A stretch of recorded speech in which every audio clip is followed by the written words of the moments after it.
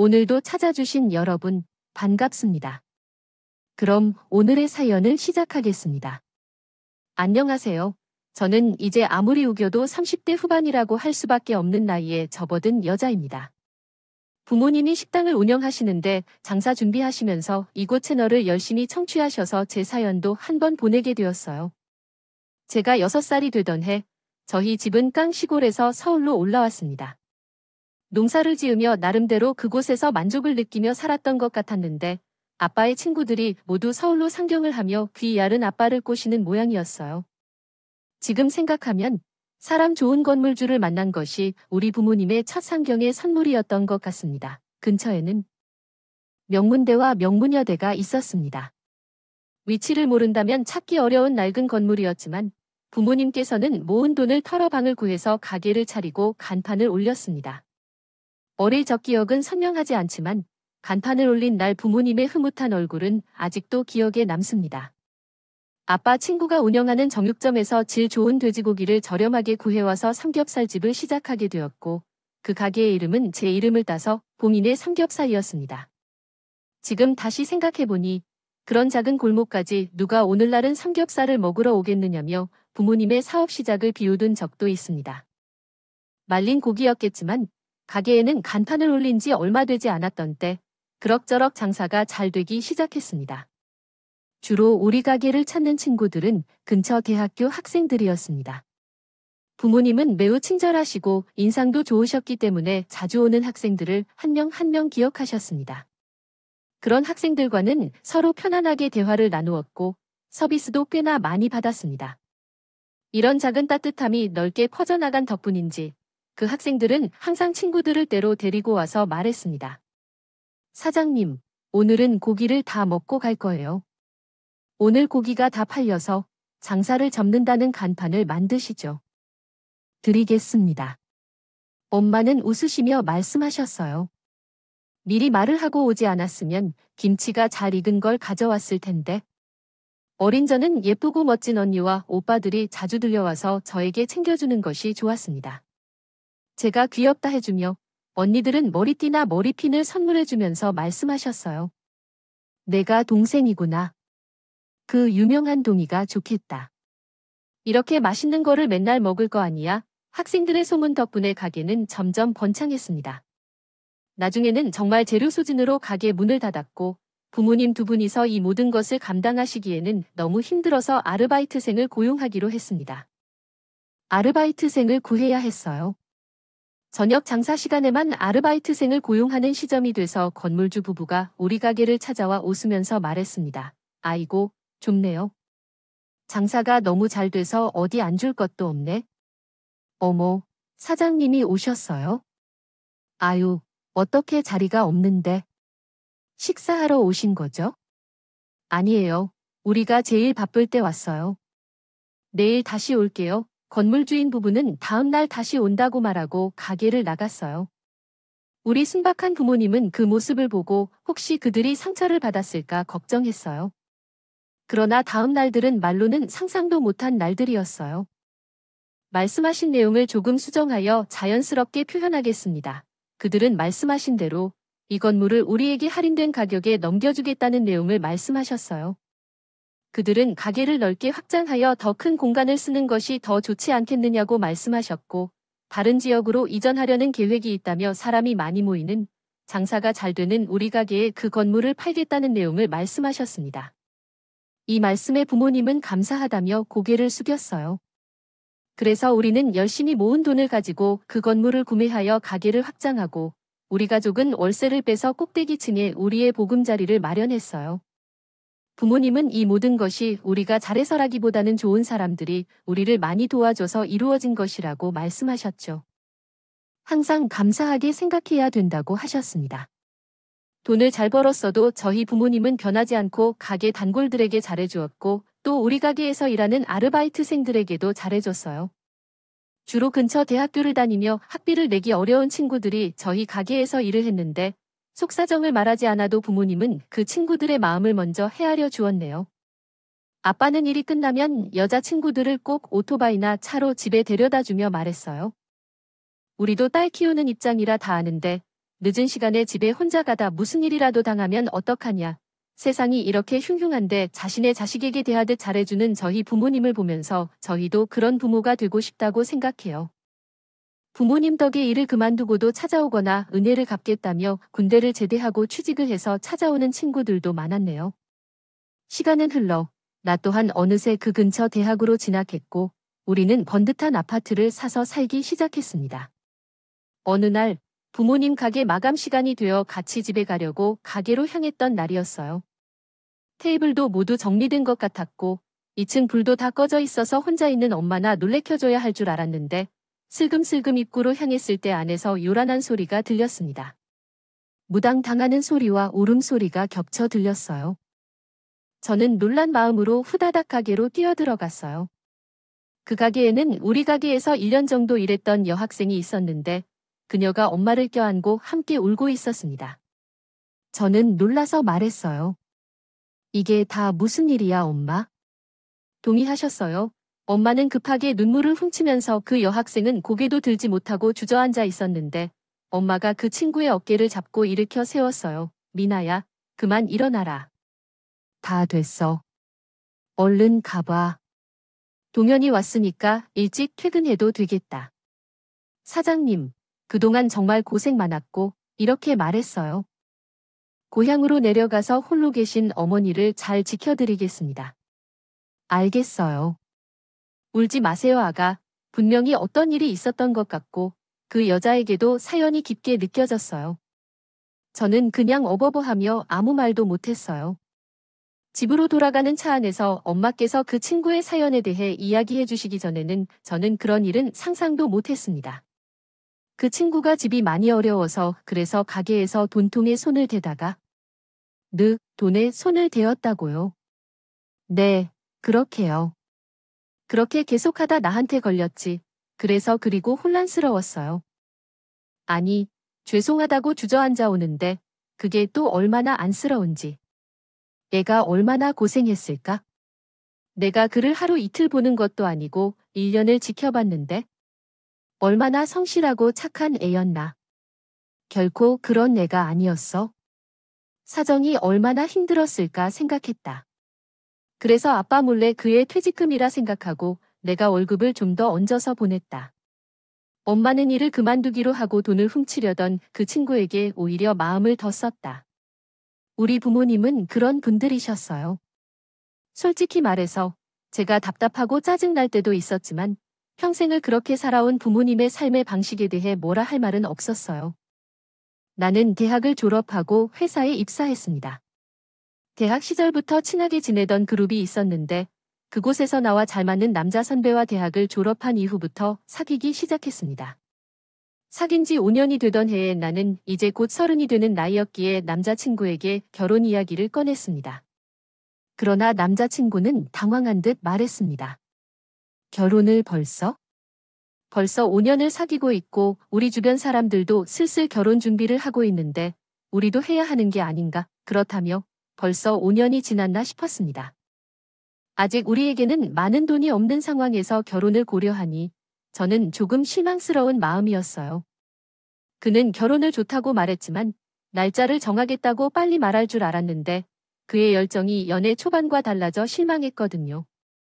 저는 비록 그래도 서로 글에 대한 관심이 많아서 갑자기 책임감과 부담이 한꺼번에 밀려온 것 같다는 것으로 그렇게 위로했어요.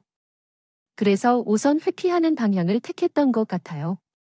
그 후에도 우리는 꾸준히 사랑을 나누었고 저는 빨리 결혼 준비를 시작하고 싶다는 태도를 계속 보였어요.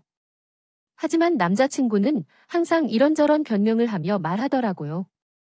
누구나 알 수 있게 결혼을 원하지 않는 마음을 드러냈네요. 저는 많은 밤을 고민했어요. 연애할 때는 나를 좋아한다는 소문을 동네에 퍼뜨리고 다녔는데 결국 제가 백기를 들게 만든 사람입니다.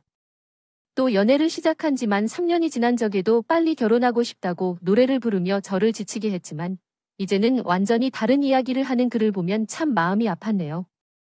하지만 그 사람을 매우 좋아하고 있었어요. 결혼을 한다면 다른 누군가가 아닌 그 사람과 하고 싶다는 굳은 마음을 갖고 그가 마음을 준비할 때까지 기다리고 있습니다. 그가 부산에서 올라와 홀로 서울에서 생활하고 있기에 자주 그의 자취방을 청소하러 가며 이를 안타깝게 여겨요. 엄마에게 받은 밑반찬을 채워주곤 했었는데요. 그날은 어쩐지 연락 없이 찾아가서 감동을 주고 싶더라고요. 더운 여름에 숨이 턱턱 막히는 어느 날, 저는 높은 언덕을 올라가 그의 자취방으로 향했습니다. 하지만 열쇠로 문을 열고 들어간 순간 남자친구와 함께 있는 여자의 얼굴을 보고 제가 들고 있던 반찬 그릇을 그대로 와르르 떨어뜨리고 말았어요. 남자친구는 제 이름을 외치며 다급하게 나와서 껴입어서 그런지 티셔츠는 거꾸로 돌아갈 수 없게 되었습니다. 슬리퍼도 짝짝이었어요. 눈물도 나지 않았지만 저는 아무 말 없이 싸늘한 얼굴이 되어 남자친구를 쳐다봤습니다. 당장이라도 울 것 같은 얼굴인 저에게 남자친구는 말 같지도 않은 소리를 했어요. 오해야.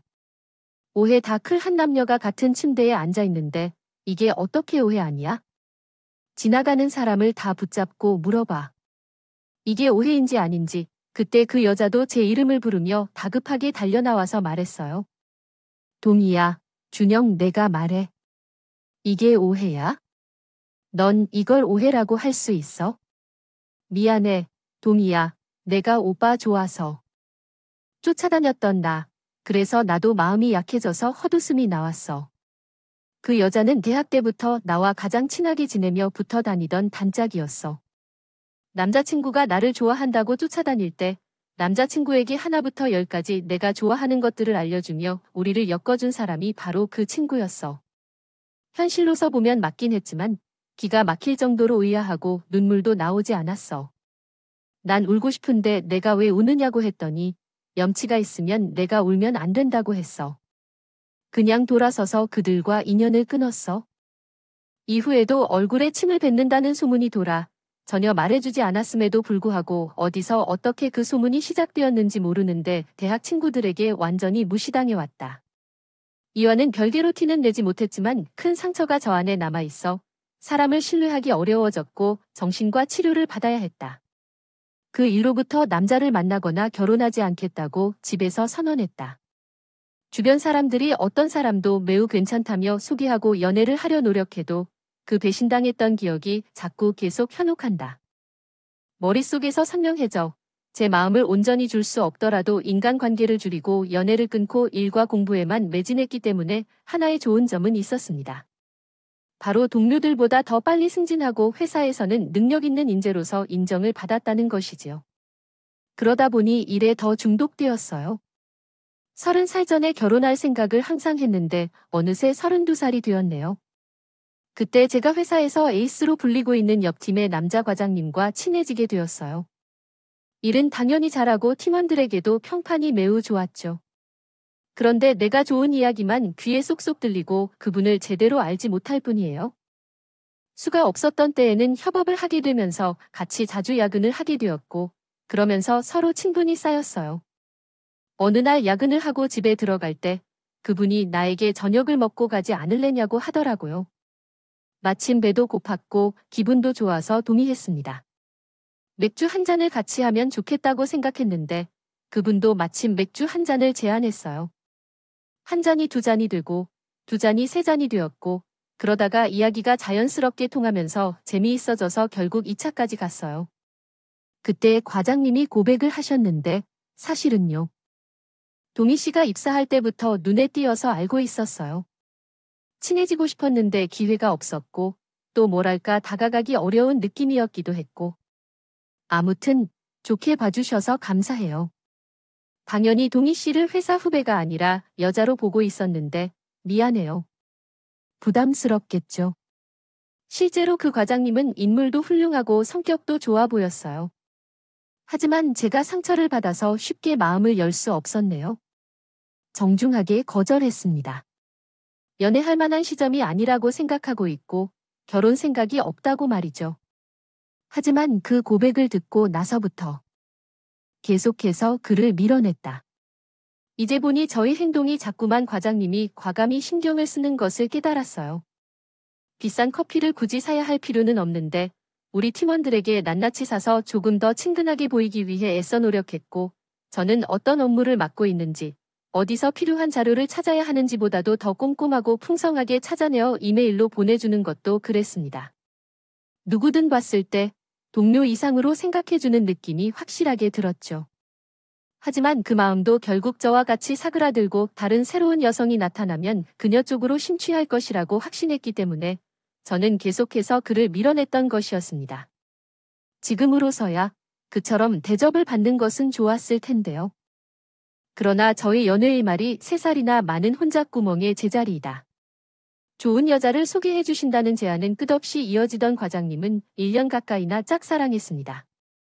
속삭이며 다가와도 저가 약간 불편하다는 듯이 보이면 즉시 물러섰고 그렇게 꾸준히 마음을 드러내었습니다. 결국 저도 백기를 들고 넘어가야 했죠. 그는 배려심이 깊고 항상 저를 우선 생각해주는 좋은 사람이었습니다. 회사에서 눈이 마주치는 순간부터 여자들이 피해를 보게 될 것이라며 결국 연애를 숨겨주면서도 제 곁에 머물려고 노력했습니다. 이런 비밀 연애의 모습은 자신이 바람피는 것처럼 나타나기도 했죠. 보일 수 있도록 두 사람이 맞춤 커플링을 혼자서도 열심히 차고 다녔습니다. 저는 액세서리를 하는 것을 별로 좋아하지 않는다고 말했지만 꾸역꾸역 하자 하길래 왜 그러냐고 생각했었습니다. 남자친구는 이미 여자친구가 있는 입장임을 표현하고 싶었기 때문에 그렇게 했다며 남자다운 방식으로 말을 예쁘게 했습니다. 그래서 어떻게 그럴 수 없었겠어요? 어느 날은 회사에서 급한 미팅 중이라 핸드폰을 못 받은 채였는데 엄마가 아파서 119 구급차를 불러달라고 전화한 거였습니다. 내 핸드폰이 계속 울리는 것을 보고 결국 남자친구는 전화를 받아서 엄마와 이야기를 나눴습니다. 응급실에 엄마의 보호자로서 뛰어갔고 또한 응급조치도 도와주었습니다. 그러한 섬세한 배려와 사랑의 표현들 때문에 더 이상 그 사람에게 마음을 둘 수밖에 없었습니다. 그래서 4년째 다툼 없이 연애를 이어가자고 했죠. 4주년을 맞아 남자친구가 말했습니다. 우리 이제 결혼해도 될까? 나도 이제 40이 되었고 동희 너도 이제 36살이 되었는데 근데 나이 때문만은 아니야? 50살에 너를 만나도 결혼을 원하지 않았는데 마음이 변해버린 것 같아. 나이가 아니라 너를 만나서 결혼을 원하게 되었어. 동희야, 그 말에 저는 눈물이 왈칵 쏟아졌다. 30살이 되기 전 나는 가장 듣고 싶었던 프로포즈 멘트가 바로 이런 것이었기 때문이었다. 둘이 결혼을 하기로 마음먹은 순간부터는 남자친구가 적극적으로 변했다. 양가 부모님으로부터 허락을 받자 직후부터 결혼식장, 메이크업, 드레스 등 다른 남자들은 신경 쓰지 못하는 것까지 세심하게 챙기며 나보다 더 열심히 결혼 준비를 했다. 상견례라고 이름을 붙인 처음 만나기에 부담스러울 수 있다며 가족들을 모두 따라와서 우리 부모님 가게를 찾아왔다. 이때까지 하던 곳을 접고 다른 지역에 본점을 옮기고 이에 호점 3호점까지 늘렸다. 부모님께서 찾아오신 사람은 제가 아니라고 말하고 싶다. 어머니와 형이 함께 왔는데 먼저 인사를 했다고 했습니다. 그날 엄마한테 전화가 왔어요. 아들은 만드시던데 아들이 정서방 같은 유쾌한 아이였으면 얼마나 좋았을까 싶다. 엄마도 참 사부인도 좋으시더라. 얘 어릴 때 아버지께서 일찍 돌아가셔서 형이 아버지 역할을 하며 크게 되었고 철자도 일찍 들었다고 하더라. 그 집 사람들 모두 사랑스러워 보이는 것 같아 귀중한 딸이라 누구에게도 시집을 보내기 아깝다고 부모님께 말해도 그렇게 기뻐하셔도 괜찮을까. 나 없이도 우리 부모님을 만나러 가는데 싹싹해 보이는 남자친구를 보니 과거의 상처에 얽매여 이 사람을 놓쳤다면 얼마나 억울했을까 싶었어요. 엄마에게 전화를 받은 후 얼마 지나지 않아 남자친구의 어머니를 만나게 되었습니다. 가벼운 식사를 하는 자리였는데 만난 시어머니가 눈시울을 붉어지며 제 손을 잡고 말했어요. 얘기로만 들었던 것보다 훨씬 예쁘고 착하다. 어쩜 좋니? 내가 말년에 복이 있다던데 이렇게 예쁜 며느리를 만나게 될 줄 몰랐어. 그런 이야기를 하면서 시어머니는 둘째 아들의 결혼을 반쯤 포기하고 있었다고 말씀하면서 넋두리를 푸셨어요. 하지만 그것이 전혀 싫고 귀찮았습니다. 저희는 결혼 준비를 하면서 여러 커플들이 많이 싸우는 경우가 있다고 하던데 오히려 남자친구가 더 열정적으로 준비했어요. 그래서 제가 제 양심상 찝찝한 느낌이었죠. 회사 일로 바빠서 남자친구가 대신 웨딩홀을 여러 번 찾아보고 중요한 부분들을 직접 확인하며 제게 소식을 전해주는 일이었거든요. 남자친구 덕분에 저희는 어떤 문제도 없이 결혼 준비를 마무리할 수 있었습니다. 이렇게 호감을 표현하는 모습이 너무 좋아 아주 기쁘게 느껴졌어요. 청첩장을 돌릴 일만 남았다고 말하자 남자친구가 웃으며 하나 더 있다고 말했어요. 상견례를 맞다 싶었는데 내가 정신을 좀 차리고 있었네. 자기에게 하나 말씀드리고 싶은 게 있어. 뭐야? 우리 형의 아내가, 그니까 자기의 손이 미끄러워서 말썽을 부리는 사람이 자기보다 연장이 더 짧을 것이라는 거야. 그래도 자기가 손 잘 푸는 사람이라고 나쁘게 생각하거나 그런 건 아니지만. 하지만 아무래도 자기보다 훨씬 어리니까 불편할 수도 있을 것 같아서. 아이고, 나는 이런 건 신경 안 쓴다고. 걱정하지 마. 이 사람들이 가족이라면 다 괜찮을 거라고 믿는 게 있어서 그런지 별로 걱정이 안 되더라고. 그리고 상견례 날이 되었어요. 시어머니는 얼굴을 본 적이 있었지만 남편이 될 사람의 형과 아내는 처음 보는 거라 어색하지 않을 거라고 생각했었습니다. 하지만 거짓말이었습니다. 다행히 형과 시어머니는 이미 우리 부모님과 앞에서 만나봤기 때문에 제가 우려했던 것보다 훨씬 편안했어요. 그래서 아주버님네 부부가 어색할까봐 그쪽에 더 말을 걸었어요. 아주버님이 이 사람과 느낌이 다르다고 생각해요. 그렇죠. 안 그래도 형제인데 다들 안 믿는다고요. 제가 운동하는 체육인 느낌이면 이 녀석은 범생이 스타일이거든요. 그러한 증거가 있죠. 형제와 비슷하게 생겼지만 느낌이 더 중요한 것 같아요. 그렇죠. 제가 좀 더 나아졌나요? 아주버님의 농담에 모두가 깔깔 웃었습니다. 단 한 사람, 손이 동서인 여자 빼고는요. 저는 일부러 말을 걸고 살랑살랑 군 것이었는데 아무 반응 없이 고개를 푹 숙이고 있는 손이 동서에게 자꾸 시선이 가는 것 같아요. 제가 마음에 들지 않았나 하는 걱정과 함께해요. 음식은 입맛에 맞으셨나요? 근처에서 그래도 제일 인기 많은 곳으로 골랐는데. 네, 아내, 괜찮아요. 대꾸하기 싫은 느낌이었어요. 저는 상상조차 못한 난관에 부딪힌 것 같아요. 식은 땀이 주르르 흘렀다. 사실 처음 상견례 자리에 등장할 때부터 손의 동서는 표정이 좋지 않았어요. 거기에 무엇보다 나를 기분 나쁘게 한 것은 나를 관찰하는 듯하게 이리저리 훑어보며 빤히 쳐다보다가 한순간 혼자 화들짝 놀라며 내 눈을 피하기 시작했기 때문이었습니다. 인사를 나눈 것도 아니고 혼자 동물원 원숭이를 구경하듯 날 훑어보더니 내가 아니라는 느낌으로 마음의 벽을 세운 것 같았기 때문이죠. 이게 친구들이 말하는 시댁의 식구 텃세인가 하며 나는 머리가 조금 아팠어요. 아무래도 불편한 분위기에 잠시 화장실을 다녀오겠다고 자리를 떴습니다. 일어나자마자 박차고 손이 동서를 계속 살피며 음식이 입으로 들어가는지 코로 들어가는지 모르겠어서 놀랐습니다.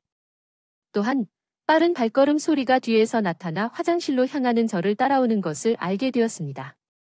놀라서 돌아보니 그것은 손이 동서였는데 주변을 살피며 경계하며 나를 지켜보고 있었습니다. 무슨 일이세요? 물었더니 동희 씨라고 했더군요.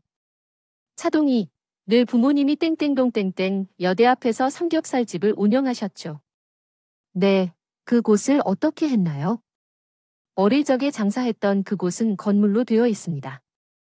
팔아버린 지 오래된 곳에서 정확히 그녀가 기억하는 지역과 위치에 대해 놀라웠습니다.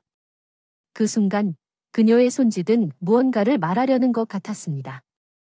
그때 갑자기 시어머니가 나타났어요. 어머, 여기서 뭘 하고 있어? 화장실이 넓은데 왜 안 들어가고 있어? 라고 웃으며 물었습니다. 그런 대화가 끊기고 나는 먼저 자리로 돌아가 앉았고 시어머니와 그녀는 동서로 떠나는 모습을 보였습니다. 그들은 서로 친해 보이지 않았어요. 식사가 끝나고 후식을 가져올 때 내 앞에 앉아있던 손익동서가 나를 똑바로 쳐다보며 불렀습니다. 대답하려는데 그녀가 작게 속삭였어요. 아가씨, 이거 얼른 들어봐요. 알아들을 수 없는 말에 고개를 갸우뚱했지만 테이블 밑으로 제 손에 무언가가 닿았습니다. 그 물건을 받아 내려다보았더니 뜻밖에도 녹음기였습니다. 이어폰까지 건네주는 그녀의 눈빛은 확신으로 차서 반짝이고 있었고 그녀에게 이게 뭐냐며 되물으려 하지 않았습니다. 어째서일까? 그러면 안 될 것 같았으니까요. 전화를 받는 척하며 자리를 떠나 화장실로 향했어요. 그리고요. 이어폰을 깨고 녹음기를 재생하자 그 안에서는 상상조차 할 수 없었던 충격적인 말들이 울려 퍼졌다. 가장 먼저 예비 시어머니의 목소리가 들렸다. 어디 가서 그런 봄을 잡니? 생긴 건 그렇게 안 생겼는데 집에 돈도 많고 순진에 빠진 그런 애를 너가 또 어디 가서 잡아오겠니? 친구들에게 물어보니 그 음식점이 그만큼 장사가 수월한 것 같더라. 남자로부터 받은 상처 때문에 그런지 쉽게 마음을 열지 않는다고 했다. 엄마, 내가 얼마나 납작히 엎드려서 개고생을 했는지 아십니까? 나중에 태워봐라. 그 집안 재산 다 내 손으로 떨어질 텐데 그냥. 청춘의 나이에는 투자해야 한다는 생각이 들어. 그리고 너야말로 한 번이라도 발각되면 안 되는 걸 알겠지. 엄마야, 나를 어떻게 보는 건데 회사 사람들도 나를 어렸을 때 잠깐 나들이 간 것으로만 알 것 같아. 저는 손이 덜덜 떨리더라. 모르는 게 나았겠지만 녹음기를 켜자마자 시어머니와 남자친구의 목소리라는 걸 바로 알아냈어요. 지금까지 알게 된 사실도 거북스러웠지만 나는 결국 녹음 버튼을 눌렀어요. 너도 배우라고 하던데 지금 제 집을 다 갚아야 너도 양육비를 받는다고 하지. 너도 그렇게 차츰 사라지는 표정을 지을 거야? 없다는 이유로 공짜로 참여해야 한다는 게 아니야? 아르바이트 생각해. 아르바이트. 이혼까지 불러들이며 일을 벌이는 것은 나도 좀 재미있다. 엄마 앞에서는 말을 조심해야 돼. 알겠지? 걱정 마. 너희들 걱정하지 말고 나 잘 할게. 알던 다정하고 고상한 어투는 전혀 없었어. 처음부터 끝까지 모든 게 나를 빼기 위한 수법이었고 근본적으로는 우리 집의 돈을 노리는 작전에 불과했다는 것을 그 순간 나는 더 이상 참을 수 없었어. 화장실로 나가 성큼성큼 상견례 자리로 향했어. 눈물조차 나오지 않았어. 나의 인생에서는 그때만큼 확신에 가득 찬 순간은 없었어요. 이 인간들을 가만히 두지 않겠다는 결심이었죠. 상견례 자리를 뒤집어 놓을 것이라는 확신으로 저는 상견례 자리로 돌아갔고 화기애애하게 덕담을 나누는 중간으로 다가갔습니다. 이제 막 후식이 나올 차례였던데 저는 맨손으로 식탁에 남아있는 김치와 나물을 움켜잡고 남자친구가 아니라 천하의 나쁜 놈으로 모조리 집어던졌어요. 자기야, 왜 이래? 어머, 동이야, 왜 이래? 너 뭐 하는 거야? 엄마는 눈이 튀어나올 만큼 놀라며 제가 말을 막았어요. 그제야 정신을 차리고 멈춘 나는 그놈을 향해 소리쳤습니다. 엄마, 이놈. 아니, 이 사기꾼은 우리 집 식구들 다 노리고 쇼하는 거야? 다정한 척하던 그놈은 한 번 갔다 온 이혼남이고 우리 집 돈을 갚으려고 계획 중이었어. 뭐라고? 무슨 말이야, 동이야? 그놈은 나라고 말 못하고 입만 뻥긋뻥긋거리며 어안이 평범한 표정으로 나를 쳐다보았어. 어떻게 알았냐는 눈빛으로 말했을 때 나는 대답했다. 엄마 아빠 집으로 가. 거기서 설명하도록 줄게. 다시 내 인생에서 볼 일 없게. 그 놈은 동이야. 제발 용서해줘. 내 마음은 너를 향한 진심이었어. 웃기고 있네. 파혼 정도로 끝내는 걸 감사하게 생각해요. 경찰에 신고해서 감방에 쳐놓고 싶은 거 참아주고 있으니까 생전에 화를 낸 적 없던 제 모습에 그도 많이 놀란 표정이었습니다. 부모님을 데리고 당장 그곳에서 나왔어요. 제가 손익동서를 주고받을 때 다칠까봐 녹취 파일 얘기는 할 수가 없었습니다. 그 후 마음을 추스릴 시간이 필요했어요. 쉽게 무너질 줄 알았지만 어린 시절보다 내면이 단단해진 덕분인지 그 상황과 인간의 길을 포기한 파렴치한 그놈을 원망하며 시간을 보냈습니다. 부모님도 거기서 멈추길 바랍니다. 천만다행이었다며 가슴을 쓸어내렸어요.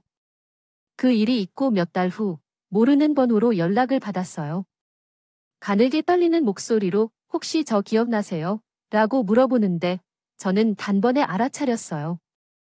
전화를 건 사람은 바로 손의 동서가 될 뻔한 사람이라는 거요. 저는 말했어요. 이 은혜를 어떻게 갚아야 할지 모르겠어요.